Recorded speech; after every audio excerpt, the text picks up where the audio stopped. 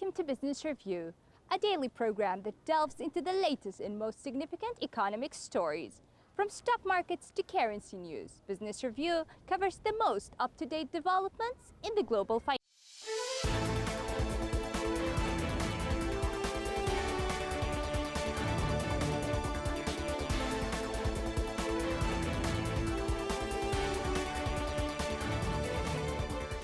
World's businesses are taking strategies to recover from the COVID-19 shock, and many countries in the world need help from China and the US to assist their economic recovery.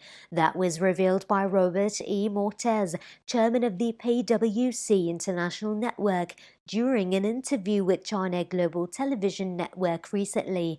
Moritz, a global business leader who has participated in the APEC CEO Dialogue Malaysia 2020, talked about his thought of the transformation and restoration of global businesses after being hit hard by the COVID-19 pandemic. Moritz said the ones that are most successful and most positive are using a framework. They are repairing the damage that's been done, maybe excess debt that's been brought on their balance sheet for a loss of supply chain or loss of a connection with a consumer.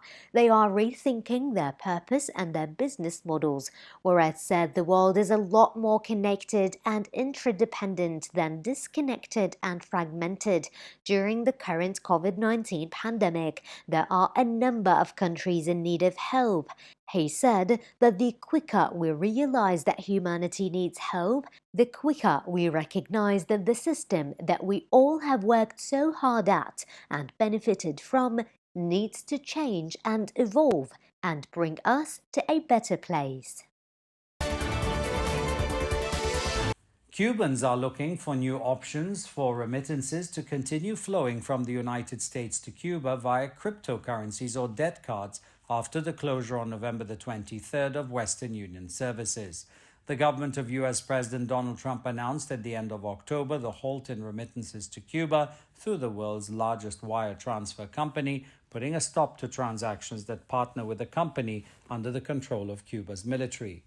Cuba's Fincimex, which is owned by the military, has been the main partner in Cuba of Western Union for more than 20 years and is used by millions of Cubans in the United States and other parts of the world to provide economic support to family members in Cuba. Remittances are one of the largest sources of dollars to Cuba, following the services industry and tourism. Western Union said it sends $2.4 million a day to Cuba and estimates that it annually transfers between $900 million and $1.5 billion. The Trump administration has dealt blows to tourism, foreign investment, and Cuba's energy supply by tightening restrictions on U.S. travel, sanctioning oil shipments from Venezuela, and activating a law allowing litigation against firms trafficking in expropriated properties, among other measures. It is peak season for winter weather gear manufacturers in China now that chilly temperatures have set in around the country and other parts of the northern hemisphere, prompting customers to stock up on comfy clothes and accessories. Many Chinese garment producers say their sales of winter clothing have surged over the past month or so.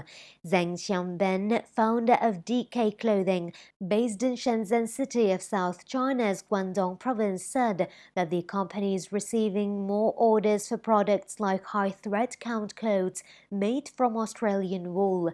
Temperatures have dropped in northwestern and northern parts of China. Sales first exploded in central China, such as Henan province and Hubei province, where sales numbers have grown sharply.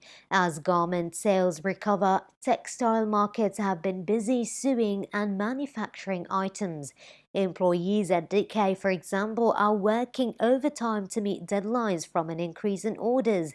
Zheng noted that the production lines are basically working overtime at full capacity. This year, especially since September, the company has hired many temporary workers to fulfill orders. The hectic work schedule is expected to continue for more than a month. The number of workers will increase by 15 to 20% from the same period last year. In addition, the steady recovery of the Chinese economy is also believed to have played a part in boosting the sector. As the COVID-19 continues to affect countries worldwide, industry insiders say overseas orders have been flowing into China since the second half of this year. Zhang Suyu, sales director of Coupe Clothing, which is also based in Shenzhen, said that orders from Russia, Vietnam and South Korea are increasing.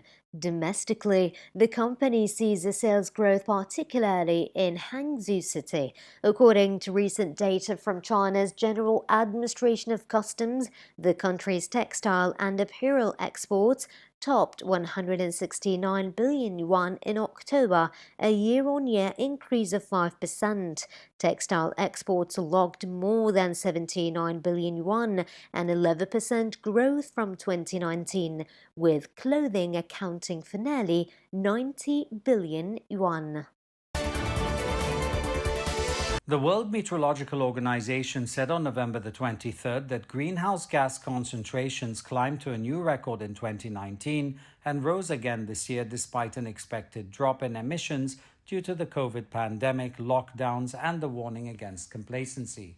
Many scientists expect the biggest annual fall in carbon emissions in generations this year as measures to contain the coronavirus have grounded planes, docked ships, and kept commuters at home. However, the WMO described the projected 2020 drop as a tiny blip and said the resulting impact on carbon dioxide concentrations that contribute to global warming would be no bigger than normal annual fluctuations. According to the WMO's Greenhouse Gas Bulletin, in the short term, the impact of the COVID pandemic cannot be distinguished from natural variability. The report released by the Geneva-based UN agency measures atmospheric concentration of the gases carbon dioxide, methane, nitrous oxide that are warming the planet. The annual increase is larger than the previous year and beats the average over the last decade. The WMO's head of atmospheric environment research, Dr. Oksana Tarasova, said the magnitude of the increase in carbon dioxide levels over the past 4 years was comparable to changes seen during the shift from the Ice Age to more temperate periods, but back then, the transition happened over a much longer time frame. Global data is not yet available for 2020, but the trend of rising concentrations appears to be intact, the WMO said, citing initial readings from its Tasmania and Hawaii stations. Like other scientific bodies, the WMO said it expects annual global carbon emissions to fall this year due to the COVID measures and ventured a preliminary estimates of between 4.2 to 7.5% fall.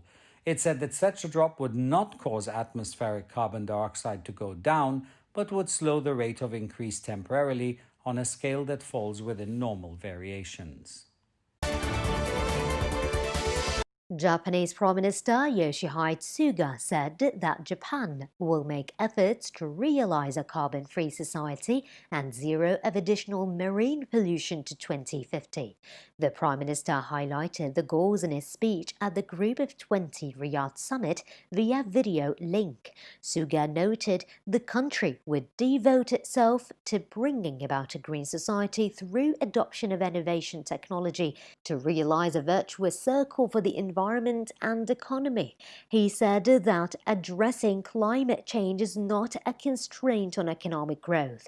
Rather, we need to adjust our mindset and adopt positive measures to tackle climate change so as to drive transformation of the industrial structure as well as our economy and society, which will realize dynamic economic growth.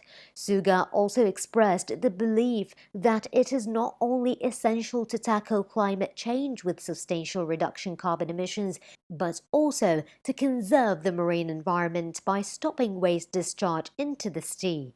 He said that Japan launched the concept of Osaka Blue Ocean Vision. Under this vision, Japan would reduce additional pollution by marine plastic litter to zero by 2050 and provide relevant technical assistance. According to the concept, Japan would assist in waste management and human resources development in developing countries.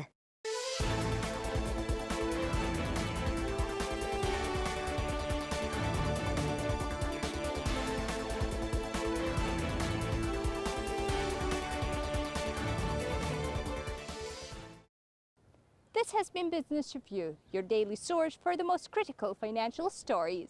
Tune in next time for the latest financial news impacting the world economy.